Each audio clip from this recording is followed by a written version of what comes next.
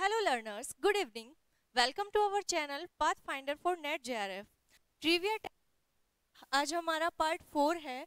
पिछले 3 टेस्ट में आप हमसे कंटिन्यू जुड़े रहे हैं। आपकी ये निरंतरता ही बताती है कि आप अपने लक्ष्य के प्रति कितने डेडिकेटेड हैं। जैसे कि कोमल यादव, वो हर टेस्ट अटेंड करते हैं। चलिए आज का सेशन शुरू करते हैं। क्वेश्चन फर्स्ट है, शिक्षण का प्रतिमान यानी कि मॉडल निम्नलिखित में से किसका वर्णन होता है? A model of teaching is a description of शिक्षक व्यवहार जिसमें शिक्षक छात्र वार्ता शामिल है। ऑप्शन बी, अधिगम परिवेश जिसमें शिक्षक व्यवहार भी शामिल है। ऑप्शन सी, अधिगमकर्ता व्यवहार जिसमें व्यक्तित्व के गुण शामिल है। ऑप्शन डी, विषय वस्तु जिसमें विषय की तार्किक संरचना शामिल है। आज टेस्ट बाइलिंगुअल रखा गया है ताकि सभी स्टूडेंट्स टेस्ट को दे सके आसानी से। A model of teaching is a description of option A, teacher behavior including teacher and student talk. Option including teaching behavior.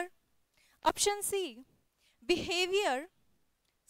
learner behavior including personality characteristic. Option D, subjective matter including its logical structure.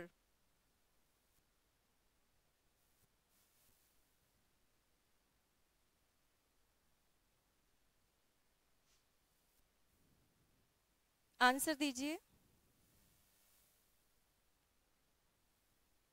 Question first का right option है option B, अधिगम परिवेश जिसमें शिक्षक व्यवहार भी शामिल है। इसमें पूछा गया है शिक्षण का प्रतिमान किसका वर्णन करता है। शिक्षण है, अधिगम परिवेश, लर्निंग एनवायरनमेंट आता है और शिक्षक का बिहेवियर आता है। जहां टीचिंग होती है वहां कैसा एनवायरनमेंट हो, सीखने का एनवायरनमेंट हो, टीचर का बिहेवियर अच्छा हो, समझाए उसको अच्छे एक तरीके से नहीं तो दूसरे तरीके से बच्चे को सिखाए समझाए। ठीक है, नेक्स्ट क्वेश्चन करते हैं। विमर्शी स्तर शिक्षण स्मृति स्तर शिक्षण से अलग होता है क्योंकि इसमें शामिल संप्रेषण की पद्धति मूलतः डैश होती है। ऑप्शन ए, एक रेखीय। ऑप्शन बी, नीचे से ऊपर की ओर। ऑप्शन सी, अंतरक्रियात्मक। ऑप्शन डी, क्रियान्वितिकारी। इंग्लिश में देखिए, reflective level teaching is different. किससे डिफरेंट है? From memory level. अब याद कीजिए इसमें कि रिफ्लेक्टिव लेवल में क्या है। हम ये जब लेवल देखते हैं तो सबसे ऊपर कौन सा आता है? Reflective level. सबसे लास्ट में सबसे पहले आता है मेमोरी लेवल, उसके बाद अंडरस्टैंडिंग लेवल और सबसे टॉप पे आता है रिफ्लेक्टिव लेवल। अब इन तीनों की मैंने विशेषताएं करवाई थी टेस्ट में। ठीक है, अब रिफ्लेक्टिव लेवल को डिफरेंट बताना है मेमोरी लेवल से। Teaching because the pattern of communication के पैटर्न पे। तो अब हमें क्या करना है?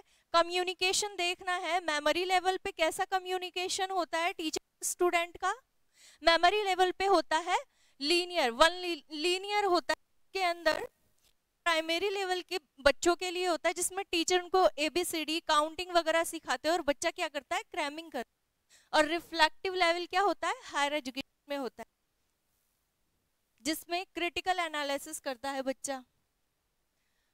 Communication that is innovated in reflective level teaching is basically किसके आधार पर अलग है? Option A, linear. Option B, bottom to up. Option C, interactional. And option D, transactional.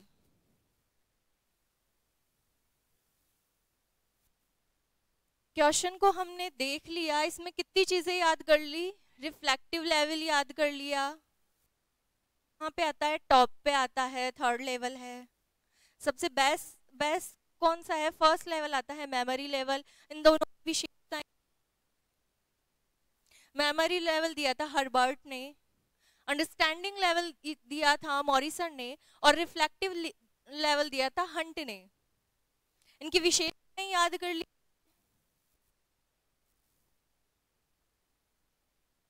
कैसे हुआ?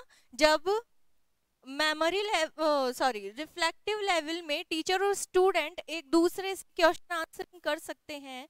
स्टूडेंट क्या करता है? समस्याओं का समाधान करता है। समस्या केंद्रित लेवल कहा गया है इसको। समस्या तो, और एक दूसरे से इंटरेक्टिव करते हैं, एक दूसरे से सीखते हैं। स्टूडेंट को क्या होता है? बोलने का अधिकार होता है इसमें। तो ये क्या है? क्रियान्वितिकारी, ट्रांजैक्शनल कम्युनिकेशन, ट्रांजैक्शनल होता है। इस आधार पर ये क्या है? मेमोरी लेवल से अलग है। Next question, question number 3। प्रवर्तमान यानी कि चालू शिक्षण, अधिगम शिक्षण यानी कि टीचिंग, और अधिगम यानी कि लर्निंग। जो नए स्टूडेंट्स हैं वो याद कर लो, टीचिंग किसको कहते हैं? शिक्षण को। अधिगम लर्निंग को कहते हैं। शिक्षण अधिगम सूत्रों के दौरान कौन सी आकलन प्रक्रिया अपनाई जाती है? आकलन यानी असेसमेंट। कौन सी? संकलनात्मक, ऑप्शन बी निर्माणात्मक, ऑप्शन सी मानक संदर्भ, ऑप्शन डी निष्कर्ष संदर्भित। Which one of the following assessment procedure is conducted during an in progress teaching learning session? अभी क्या कर रहे हैं? ड्यूरिंग रूम बच्चा सीख उसका सेशन, तब होती है, टीचर उनको बताते हैं, उनको सिखाते हैं, गलतियों को ठीक करते हैं। कोई बच्चा अच्छा कर रहा है तो उसकी प्रोग्रेस को और आगे बढ़ाता है, तो उस टाइम असेसमेंट होता है। क्या कहते हैं? Formative assessment. और जो सबसे लास्ट में होता है, जो इसमें रिजल्ट आता है, उसको क्या कहा जाता है? Summative assessment. Norm referenced, norm reference का हमने वो क्वेश्चन देखा था टेस्ट 3 में। ये किस में होता है? जब हमें परसेंटाइल देखनी होती है। क्वेश्चन वो भी देखा था हमने। जब परसेंटाइल में रिजल्ट निकालते हैं तो वो नॉर्म रेफरेंस होता है। क्वेश्चन नंबर 4 पे चलते हैं। देखते जाइए, लिखते जाइए आपके कितने क्वेश्चन ठीक हो रहे हैं, कितना याद हुआ है आपको। पिछले 3 टेस्ट जो हमने दिए हैं, जो हमने सीखा है, वो अब इस चौथे टेस्ट में देखिए कि आपको कितना याद हो रहा है। एक क्वेश्चन में जितनी चीजें बताई गई हैं, एक एक पॉइंट को याद करना, एक एक इसको ऑप्शंस देखना, अपना एनालिसिस करते जाइए। क्वेश्चन 4 है, यह मत की शिक्षण अधिगम स्थितियां सातत्य पर लाई जा सकती हैं, जिसका विस्तार स्मृति स्तर से विमर्शी स्तर तक होता है। स्मृति स्तर, मेमोरी लेवल, विमर्शी स्तर, रिफ्लेक्टिव लेवल, जिसके द्वारा प्रतिपादित है। किसके द्वारा प्रतिपादित है? Kurt Lewin, Stephen M Corey, Morris L Bigge या B.F. Skinner. The view that teaching learning situation may be characterized to fall on a continuum ranging from memory level to reflective level was advanced by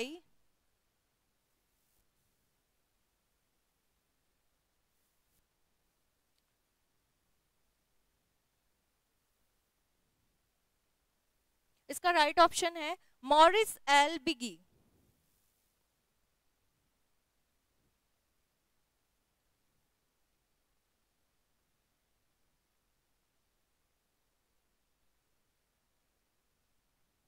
question number 5 देखते हैं।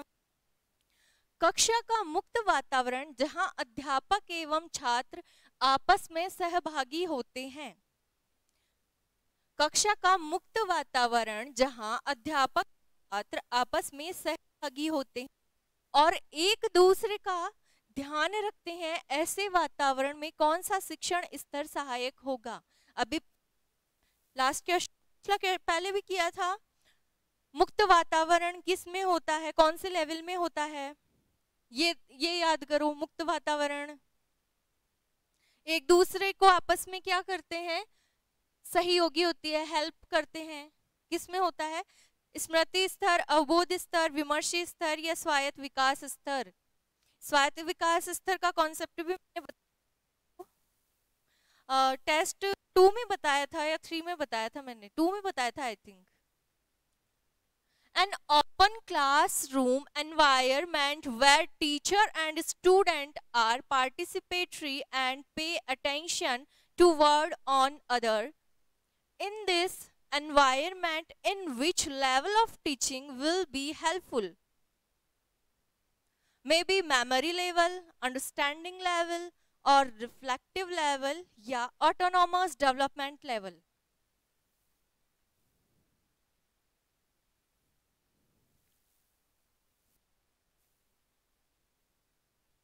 I think आपने सब कुछ कर लिया होगा पहले की थ्योरी क्या है, कौन सा ऑप्शन आएगा इसमें? Reflective level. किसने दिया था? याद कीजिए, किसने दिया था? राइट। क्या आपके दिमाग में हंट चल रहा है? तो आप एकदम सही है। रिफ्लेक्टिव लेवल दिया हंट से। हम इसको रिकॉल करते हैं। सबसे पहला लेवल है मेमोरी लेवल। मेमोरी लेवल किसने दिया था? हर्बर्ट ने दिया था। अंडरस्टैंडिंग लेवल किसने दिया था? मॉरिसन ने। और रिफ्लेक्टिव लेवल किसने दिया? हंट ने। ठीक है, हो गया याद? अब चले आगे।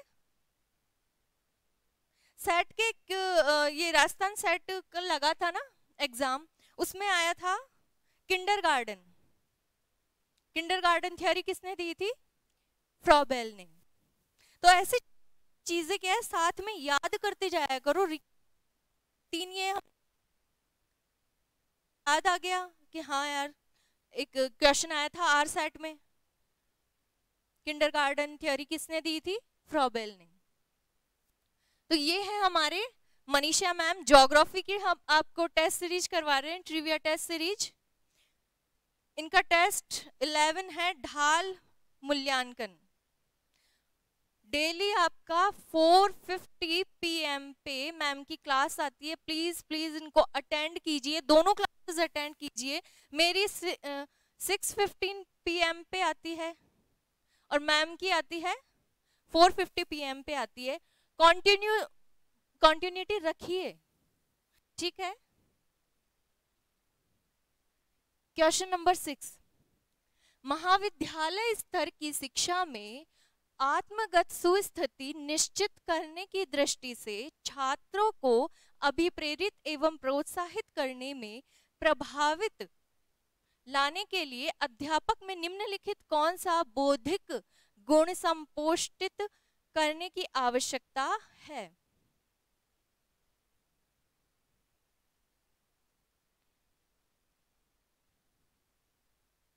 महाविद्यालय स्तर की शिक्षा में आत्मगत सुस्थिति सुनिश्चित करने की दृष्टि से छात्रों को अभिप्रेरित एवं प्रोत्साहित। महाविद्यालय स्तर की जो शिक्षा है उसमें बच्चे क्या हो जाते हैं? मौज मस्ती करते हैं, लेजीनेस हो जाते हैं, हम तो कॉलेज में आ गए। तो उसके लिए क्या करेंगे? छात्रों को अभिप्रेरित करेंगे, पढ़ लो, प्रोत्साहित करेंगे, पढ़ लो। इसके लिए क्या करेंगे? अध्यापक में कौन सा बौद्धिक गुण संपोषित करने की आवश्यकता है? संज्ञानात्मक बुद्धि संबंधी, भावनात्मक बुद्धि संबंधी, सामाजिक बुद्धि संबंधी या आध्यात्मिक बुद्धि संबंधी। Which of the following intellectual characteristic in a teacher needs nurturing in order to accomplish objective well-being, leading to effectiveness in motivation and inspiring students of college level education. College level education पे बच्चों को कैसे inspire किया जाए? Cognitive intelligence related, emotional, social या spiritual?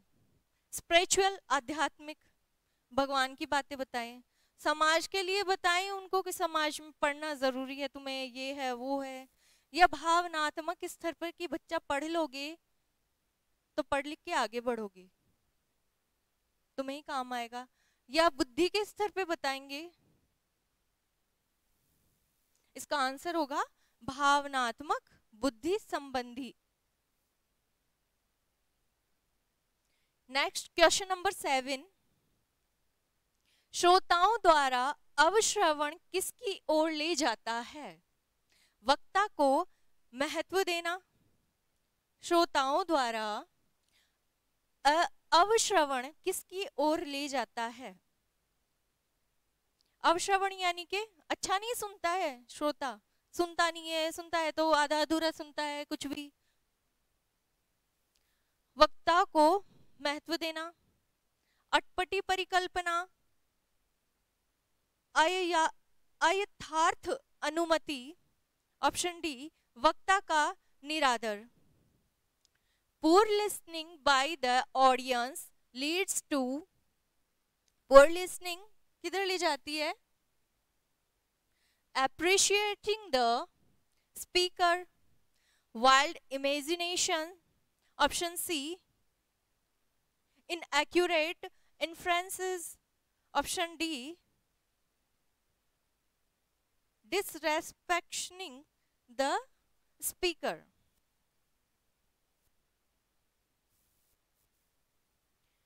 बताइए answer, पानी P लेती हूँ।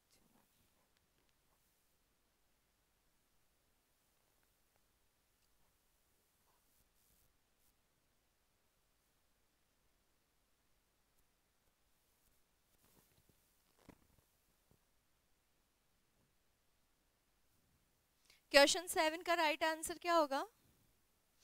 जो आप सोच रहे हैं वही होगा। और आप क्या सोच रहे हैं? Option C. क्वेश्चन नंबर 8, प्रभावी संप्रेक्षण के यह परिणाम है। प्रभावी संप्रेक्षण, अच्छा क्या होगा? संप्रेक्षण, कम्युनिकेशन, उसके क्या इफेक्ट होगा? अधिगम, संतुष्टि, अनुसरण के रूप में। ऑप्शन बी लक्ष्य की प्राप्ति के लिए छात्रों को सक्षम बनाना। ऑप्शन सी सकारात्मक अधिगम प्रतिफल। Option D the consequence of effective classroom communication are learning as satisfying pursuit, option B enabling student to achieve goals, option C positive learning outcomes, option D all।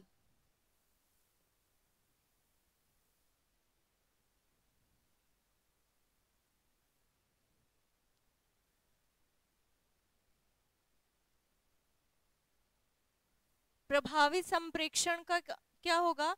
उसमें आएगा अधिगम, संतुष्टि, अनुसरण के रूप में। लक्ष्यों की प्राप्ति के लिए छात्रों को सक्षम बनाएंगे, उनको सिखाएंगे, तभी तो क्या होगा? संप्रेक्षण कैसा होगा? अच्छा संप्रेक्षण होगा। सकारात्मक अधिगम प्रतिफल, तो हमें क्या मिलेगा? लर्निंग का आउटकम मिलेगा, हमें पॉजिटिव आउटकम मिलेगा। सॉरी क्या हो गया? तो आंसर क्या हुआ? Option D. Second last question है आज का हमारा।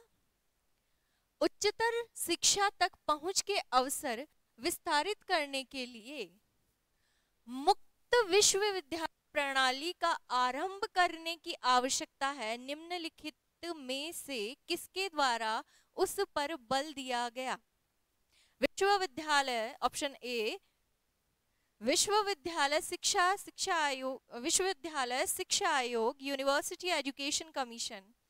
ऑप्शन बी शिक्षा आयोग, ऑप्शन सी शिक्षा पर राष्ट्रीय नीति, ऑप्शन डी शिक्षा पर दोनों एक जैसे कैसे कर दिए, अच्छा शिक्षा पर राष्ट्रीय नीति। 9 दो है। उच्चतर शिक्षा तक पहुंच के अवसर, higher education needs to be introduced in order to expand opportunity of access to higher education. It was emphasized by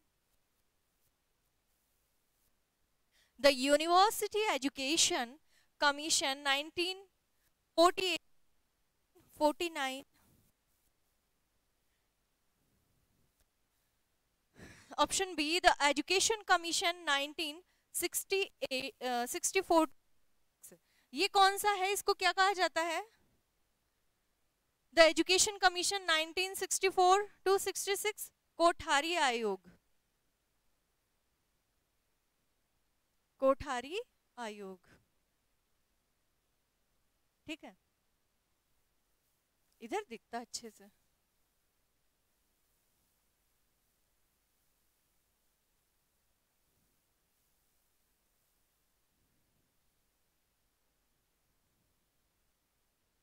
option C क्या है?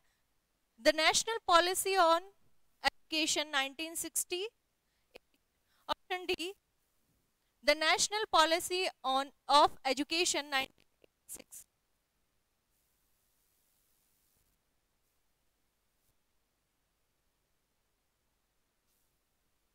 इसका राइट आंसर है ऑप्शन डी, शिक्षा पर राष्ट्रीय नीति 1986।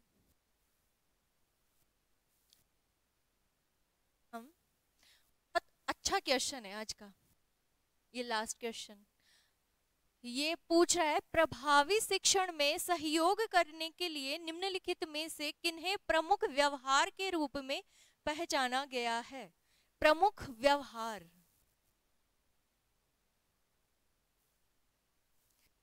इसको की बिहेवियर, की बिहेवियर की स्पष्टता, ऑप्शन बी अनुदेशात्मक विविधता, ऑप्शन सी अधिगम प्रतिक्रिया संलग्नता रहना, ऑप्शन डी सही।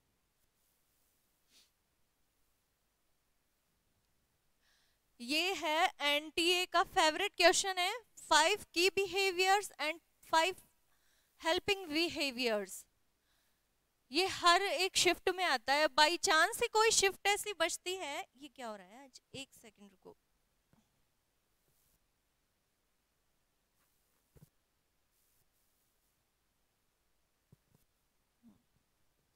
बाई चांस से कोई शिफ्ट बचती है जिसमें एनटीए की बिहेवियर या हेल्पिंग बिहेवियर ना पूछे, इन दोनों में से कोई ना कोई एक चीज पूछेंगे।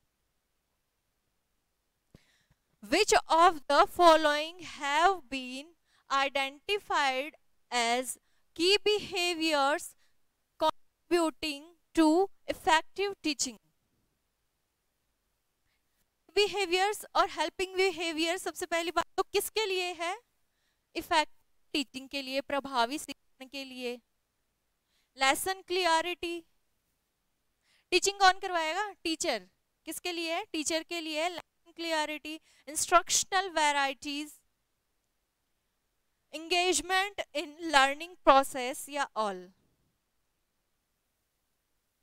और जिनको आता है वो रिकॉल कीजिए, इसका आंसर है all। तो हम क्या करते हैं, इसको याद कर लेते हैं, एक बार मैं बोर्ड क्लियर कर देती हूँ, है ना।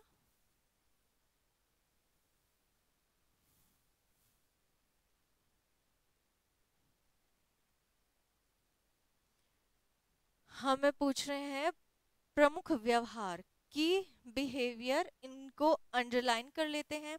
किसके लिए? इफेक्टिव टीचिंग के लिए बताए गए हैं, इसमें ये होगा डी। अब याद करते हैं हम इसको। 5 की बिहेवियर्स हैं, कितने हैं? 5 की बिहेवियर्स।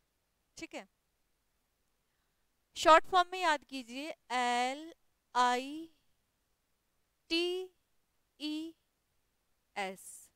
लाइट्स। ब्लैंक ब्लैंक, यही देखते हैं की बिहेवियर्स। 5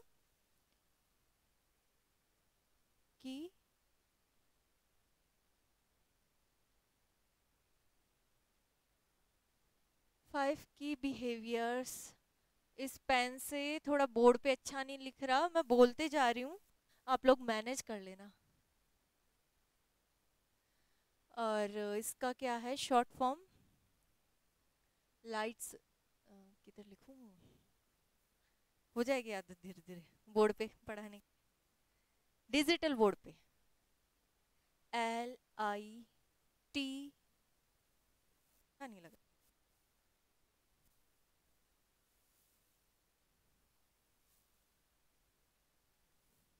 ब्लू है,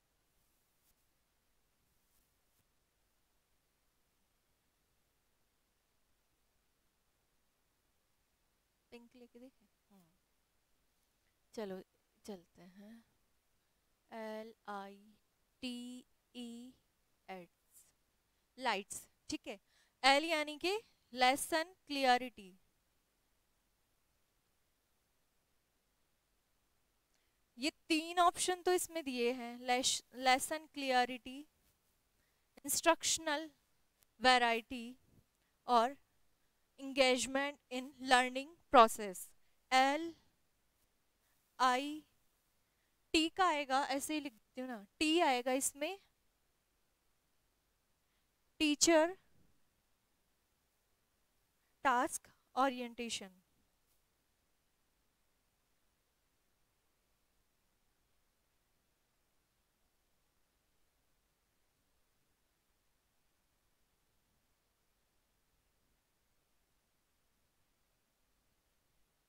टीचर टास्क ओरिएंटेशन यानी कि शिक्षक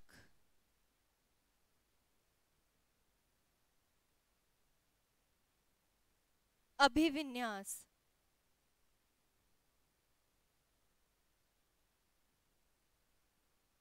ठीक है, पहला तो ये हो गया, first L, second I, lesson clarity, instructional varieties. Third है teacher task orientation, E, engagement in learning process. S का आएगा 4, इधर 4 और ये 5, स्टूडेंट सक्सेस।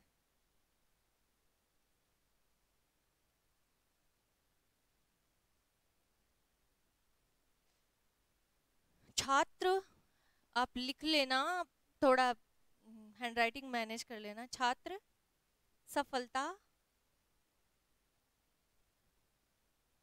दर, ठीक है।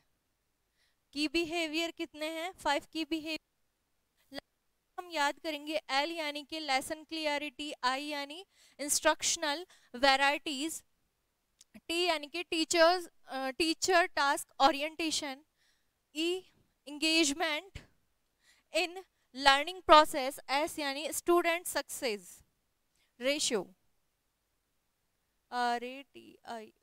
Ratio, student success rate, sorry rate आएगा, स्टूडेंट सक्सेस रेट। तो आज के ये क्वेश्चंस आपको कैसे लगे? निरंतरता बनाए रखिए, हमसे जुड़े रहिए, निश्चित ही सफलता प्राप्त होगी। क्यों?